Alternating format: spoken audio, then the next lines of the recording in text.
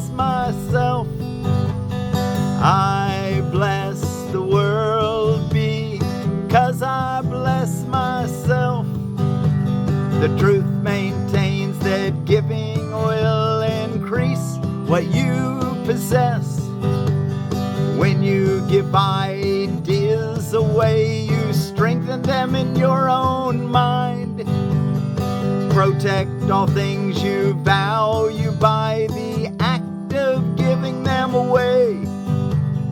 Give gladly, you can only gain thereby. Never forget you give, but to yourself. Sacrifice is an idea so mad that sanity dismisses it at once. Never believe that you can sacrifice. Now are we blessed, and now we bless the world.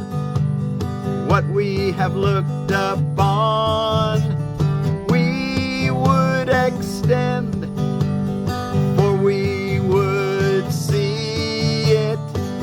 See it everywhere. And to ensure this holy gift is ours, we offer it.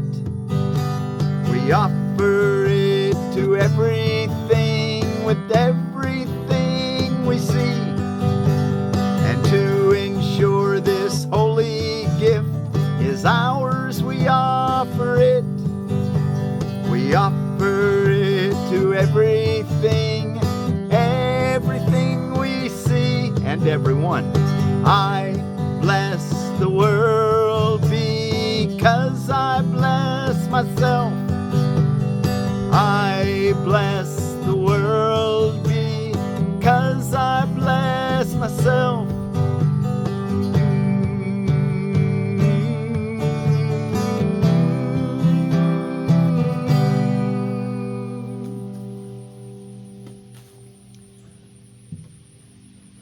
I bless the world because I bless myself. Well, thank you all so much for joining me today and studying A Course in Miracles. We're reading from Lesson 187 from the Foundation for Inner Peace version of A Course in Miracles today. And I'm Forgiveness Willie, teaching forgiveness from the Ozarks, here for, like I said, Lesson 187 for Monday, July the 6th, of 2026. And did I just roll out that I'm Forgiveness Willie, teaching forgiveness from the Ozarks? Let me take my hat off. And this is, like I said, July the 6th, but we're doing it for Monday, and I'm doing this recording on Friday so I can get it uploaded in time. I bless the world because I bless myself. And let me just say a minute here. This was a more difficult lesson for many years for me because of our so strong idea that when he says blessing myself, I thought he meant, my carcass, this physical body. But what he's trying to get us to see is that whenever you bless anyone, you're blessing yourself. So we want to be sure to give what we value away and bless our brothers and sisters, because that's how we keep it. That's the proof that we had it, because we give it. Anyway, he's going to explain this, so let's listen up. I bless the world because I bless myself. No one can give unless he has. In fact, giving is proof of having. We have made this point before. What seems to make it hard to credit is not this. No one can doubt that you must first possess what you would give. It is the second phase on which the world and true perception differ. Having had and given, then the world asserts that you have lost what you possessed. The truth maintains that giving will increase what you possess. So when you give it, you've given it to yourself. I bless the world because I bless myself by giving it away. Opposite the world thinks. How is this possible? For it is sure that if you give a finite thing away, your body's eyes will not perceive it yours. Yet we have learned that things but represent the thoughts that make them. And you do not lack for proof that when you give ideas away, you strengthen them in your own mind. Perhaps the form in which the thought seems to appear is changed in giving, yet it must return to him who gives, nor can the form it takes be less acceptable. It must be more. So, I started teaching these lessons because I wanted to learn them. There's a good example of that what I'm giving away, I'm getting to keep it and strengthening it in myself. Ideas must first belong to you before you give them. If you are to save the world, you first accept salvation for yourself. But you will not believe that this is done until you see the miracle it brings to everyone you look upon. Herein is the idea of giving clarified and given meaning. Now you can perceive that by your giving is your store increased. Protect all things you value by the act of giving them away. And you are sure that you will never lose them. What you thought you did not have is thereby proven yours. Yet value not its form, for this will change and grow unrecognizable in time, however much you try to keep it safe. No form endures. It is the thought behind the form of things that lives unchangeable. Give gladly, you can only gain thereby. Give gladly, you can only gain thereby. The thought remains and grows in strength as it is reinforced by giving. Thoughts extend as they are shared, for they cannot be lost. There is no giver and receiver in the sense the world conceives of them. There is a giver who retains, another who will give as well. And both must gain in this exchange, for each will have the thought and form most helpful to him. When he seems to lose, or what he seems to lose, is always something he will value less than what will surely be returned to him. Never forget you give but to yourself. Top of the next page, paragraph 6. Never forget, never forget, never forget that you give but to yourself. Everything you're giving to yourself. So give what you value away so that you can keep it. Never forget you give but to yourself. Who understands what giving means must laugh at the idea of sacrifice, nor can he fail to recognize the many forms which sacrifice may take. He laughs as well at pain and loss, at sickness and at grief, at poverty, starvation, and at death. He recognizes sacrifice remains the one idea that stands behind them all, and in his gentle laughter, are they healed? You can't lose anything. It's unchangeable. You get to keep the idea. You can't lose an idea. Illusion recognized must disappear. Accept not suffering,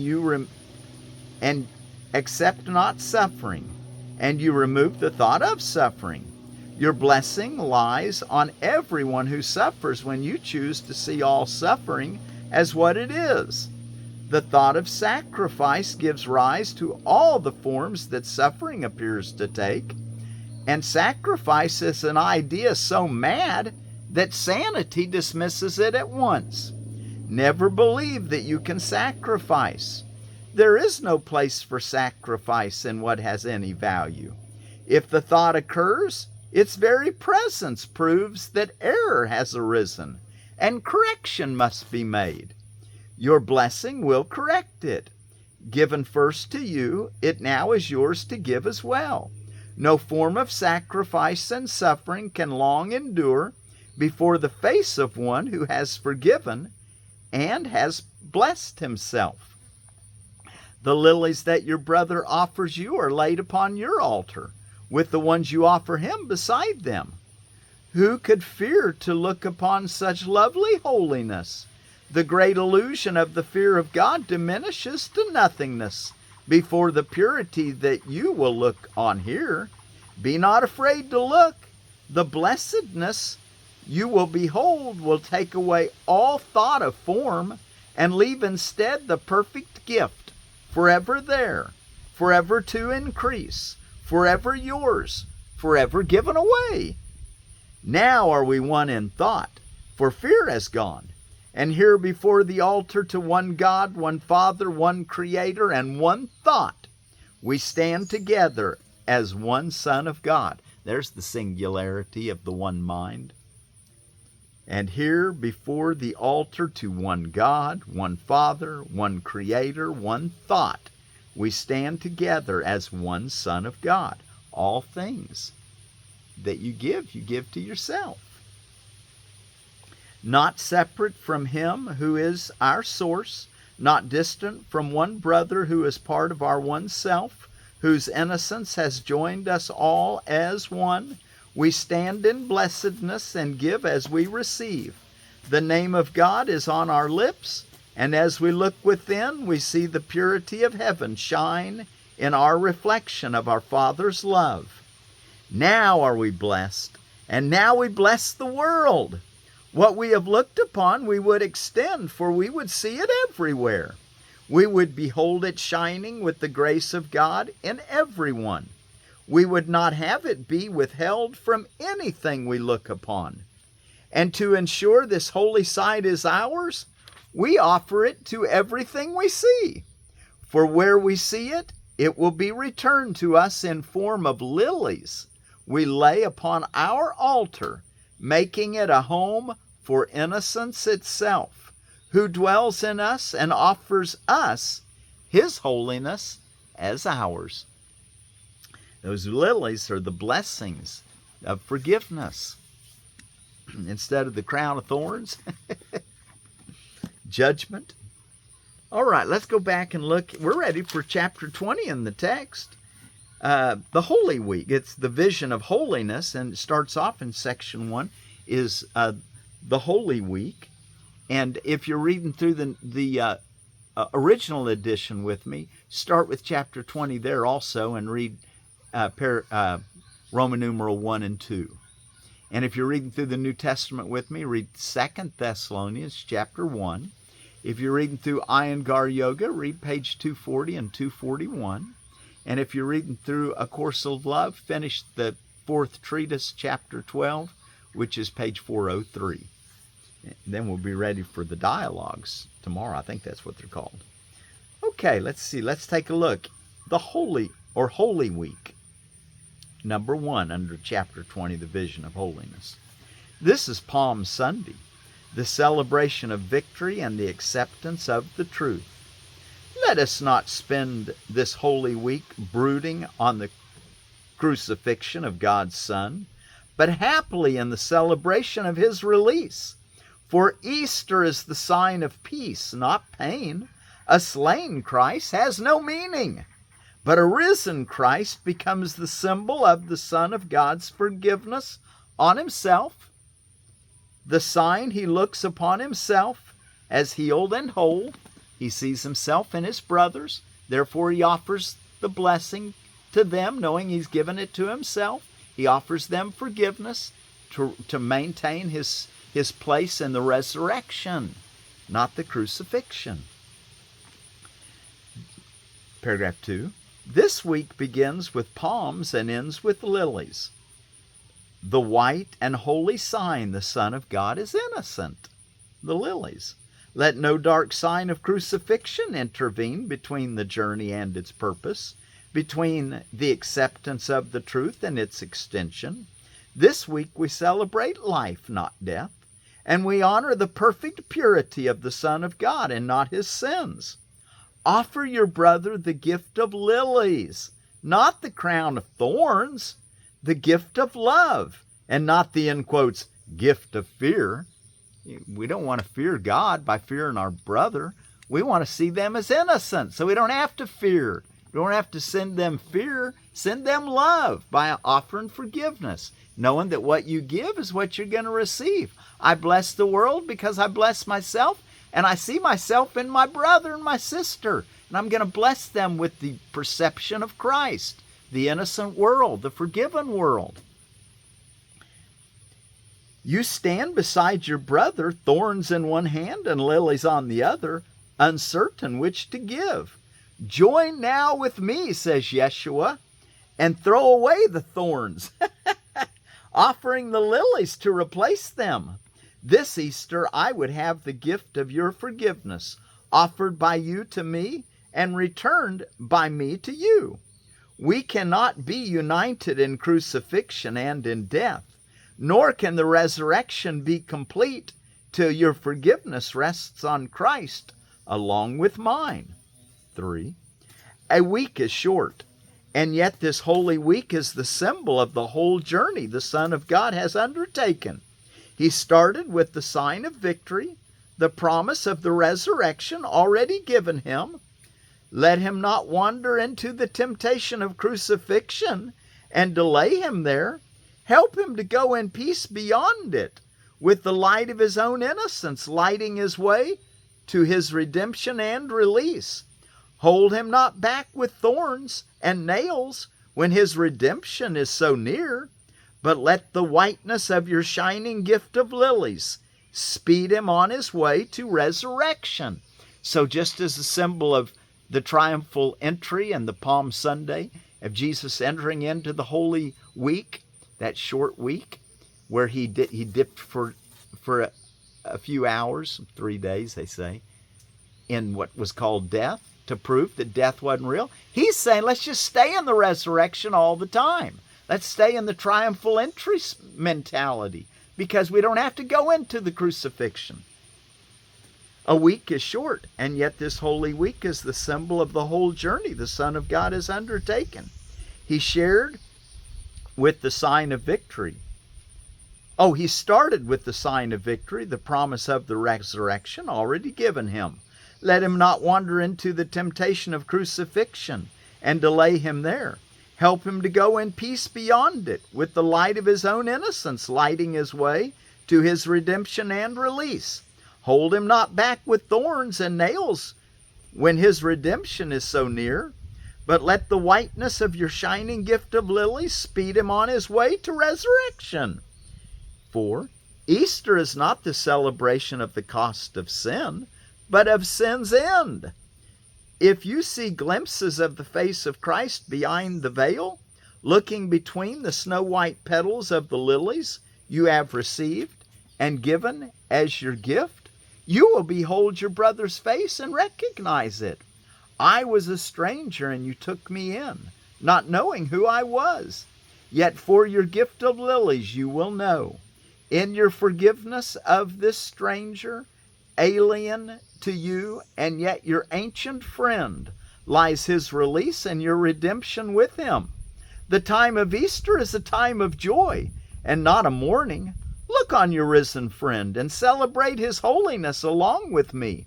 For Easter is the time of your salvation along with mine. And he makes reference to that when he said, that whatever you do to the least of these, my brethren, you've done unto me. When you take in a stranger and give them housing and food and water and help, you're taking in the Christ. You're taking in yourself. I bless the world because I bless myself. Okay, the gift of lilies. Let's go ahead and read a little of this.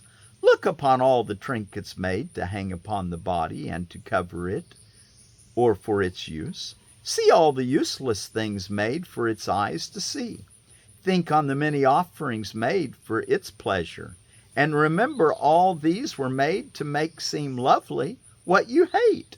When you employ this hated thing to draw your brother to you and to attract his body's eyes, learn you but offer him a crown of thorns, not recognizing it for what it is, and trying to justify your own interpretation of its value by his acceptance. Yet still the gift proclaims his worthlessness to you, as his acceptance and delight acknowledges the lack of value he places on himself. Let's read that again, that paragraph. Look upon all the trinkets made to hang upon the body, or to cover it, or for its use. See all the useless things made for its eyes to see. Think on the many offerings made for its pleasure, and remember all these were made to make seem lovely what you hate. Would you employ this hated thing to draw your brother to you and to attract his body's eyes? Learn you but offer him a crown of thorns, not recognizing it for what it is, and trying to justify your own interpretation of its value by his acceptance. Yet still the gift proclaims his worthlessness to you, as his acceptance and a delight acknowledges the lack of value he places on himself. We don't want to be attached to body identification. We want to look. I mean, it's okay to dress to where you feel. You know, my brother, he's gone on. He used to say, "Dress for success." But what makes you feel good? Always follow your excitement, your passion.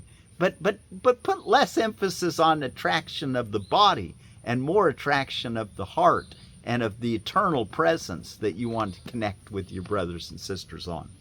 Paragraph 2.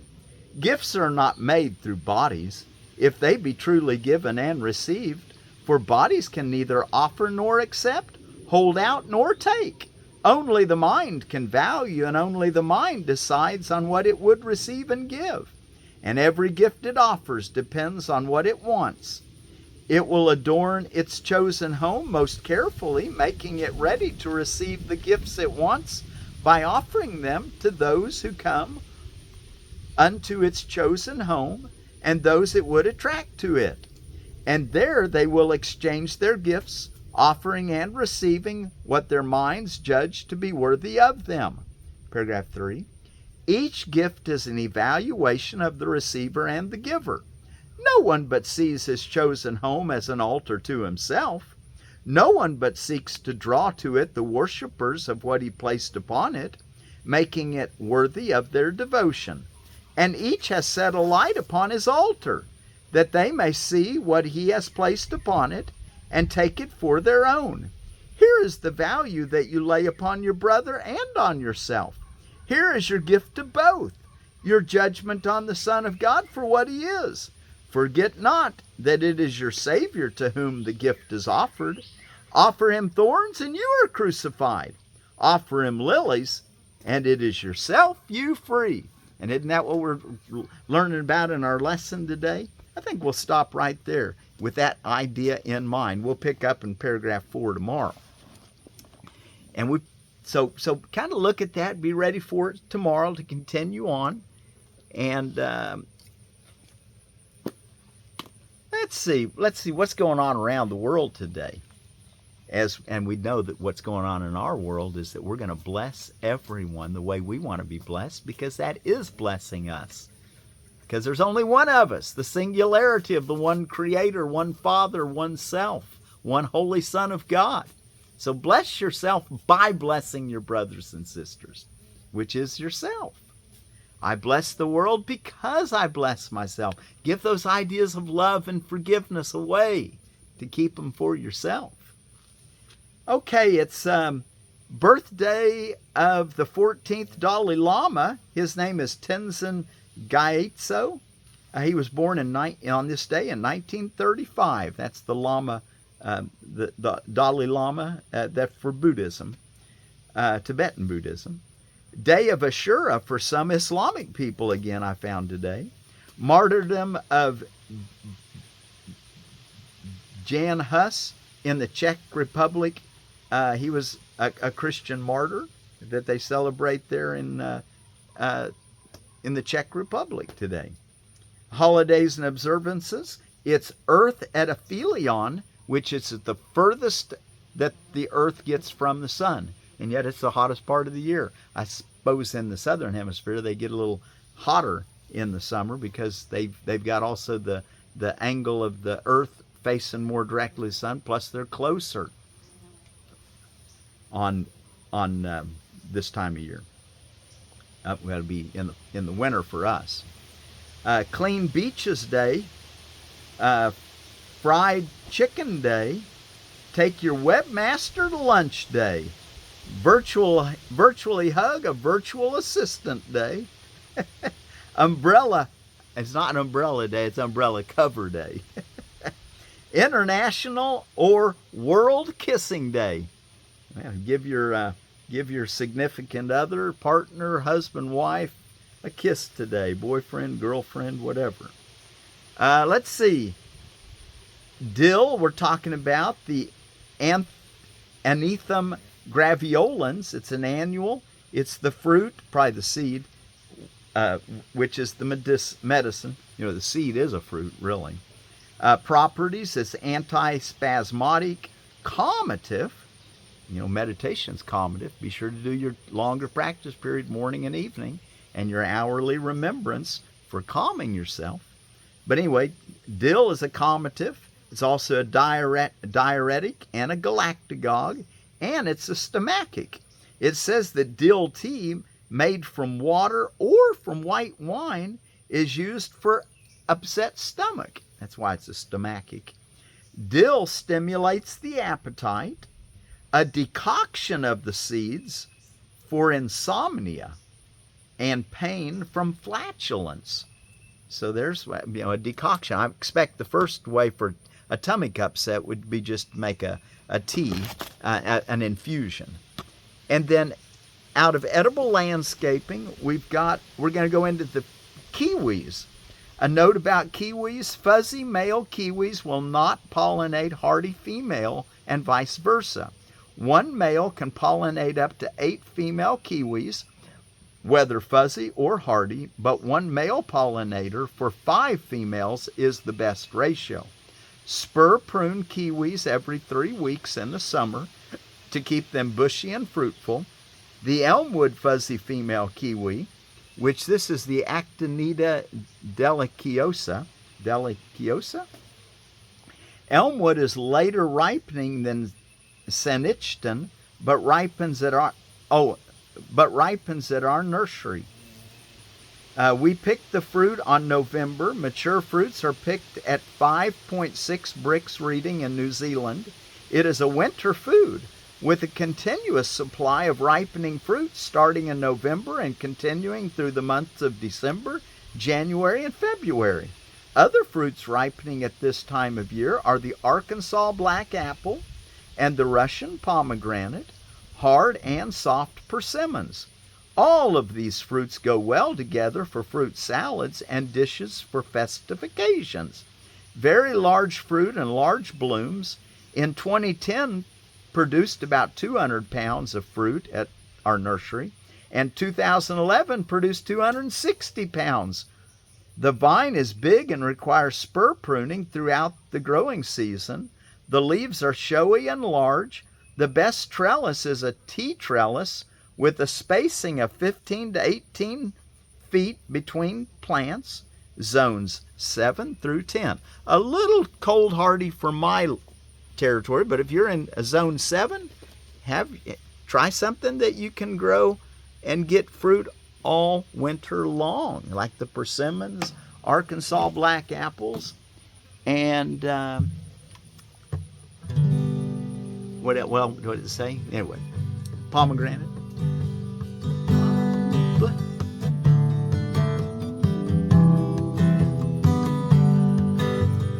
I bless the world because I bless myself. I bless the world because I bless myself. I bless the world because I bless myself. The truth maintains that giving will increase what you possess. When you give ideas away, you strengthen them in your own mind. Give gladly, you can only gain thereby. I bless the world because I bless myself. And our word for peace, we're going to take it from our Armenian brothers, Khaghaghut'yun. I bless the world because I bless myself. Khaghaghut'yun.